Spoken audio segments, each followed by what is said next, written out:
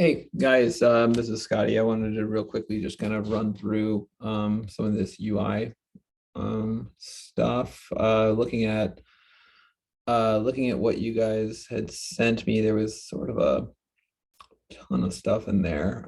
So I mean, I just kind of chipped away at as much of it as I could. Thinking about the yeah, cool. So I mean, realistically, I don't know. I thought this was somewhat of an issue having this button that looked exactly like a city block over here. And I know that it opens on its own, so it's really not that big of a deal, but I had trouble locating it at one point. You said that users were having trouble with this word edit, and I think seriously, it's just like something as far as the copy is concerned. I wouldn't go totally overboard with overworking that.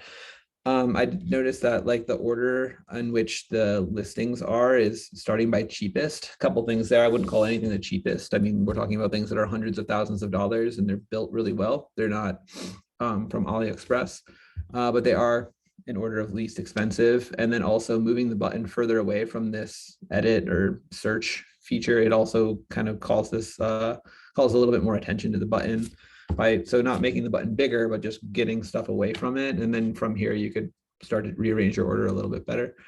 Your advanced search, when I first opened it the other night, it went completely bonkers on me. You could actually see where like the price and all of these words aren't centered in the box. And then also when I went to click on it, it completely freaked out. And I was like thinking maybe that's what the problem was.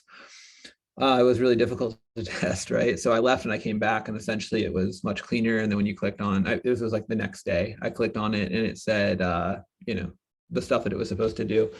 Again, really difficult to test. I know that the users were having trouble with this, and I'm not entirely sure what would be the best course of action to take. But as far as what would be a UI element that I would want to look at, I thought I would maybe take a look at this a little bit more.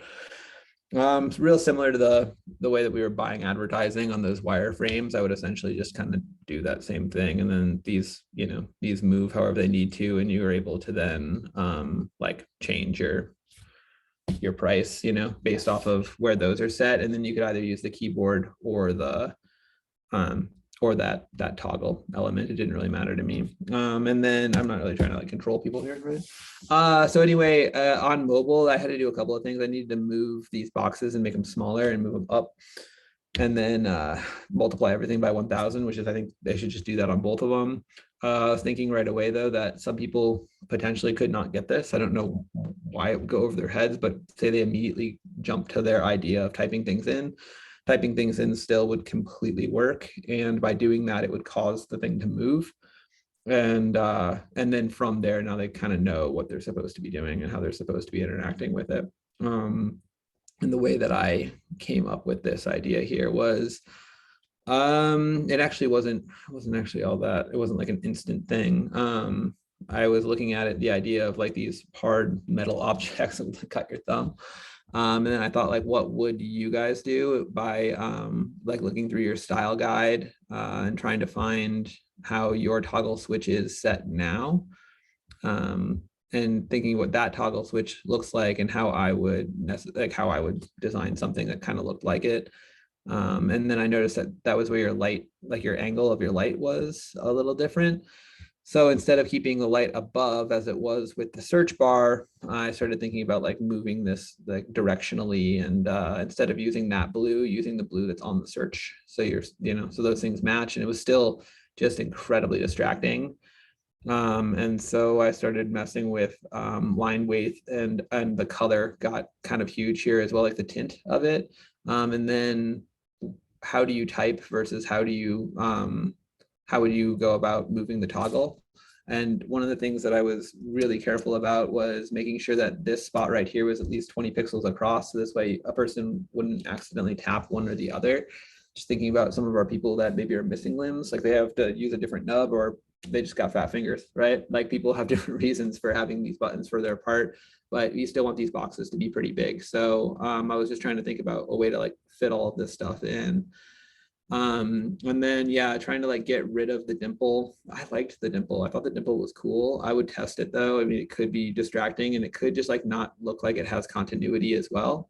And so, yeah, I was just thinking about these different weights of the line, and I felt like I'd really narrowed it down.